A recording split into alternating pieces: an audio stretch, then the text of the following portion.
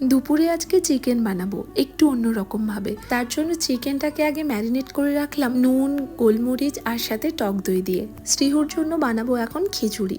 রান্নাঘরে ঢুকলে আগে শ্রীহুর রান্নাটাই কমপ্লিট করে রাখি। কয়েক রকমের সবজি, পালং শাক আর চাল দিয়ে বানাচ্ছি ওর খিচুড়ি। এদিকে বসিয়েছি ডাল আর কুমড়ো সেদ্ধ করতে, সাথে ডাল বানাবো আর বানাবো উচ্ছে ভাজা। গতকাল ইউটিউবে কাঁচা লঙ্কা মুরগি নামে একটা রেসিপি এসেছিল সামনে, দেখেই বেশ খেতে ইচ্ছে করলো। ওরকম ভাবে বানিয়েছি, খেতে দুর্দান্ত হয়েছিল। এদিকে রান্না বান্না শেষ করার পরেই দেখি শ্রীহ ঘুম থেকে উঠেছে। ওকে দিলাম মুসম্বির রস, এরপর ওকে স্নান করিয়ে খাইয়ে নিয়েছি। সেই কোন সকালে জামা কাপড় কাচা হয়েছে, তবে ওগুলো এখনো শুকোতে দিতে পারিনি।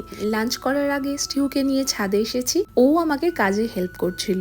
এখন বসেছি লাঞ্চ করতে। ছিল ডাল, শাক ভাজা, উচ্ছে ভাজা আর ছিল কাঁচা লঙ্কা মুরগি। এটা খেতে এত ভালো হয়েছিল, এইটা রেসিপি পরে একটা ভিডিওতে আমি শেয়ার করব। সাথে একটা লেবুও ছিল।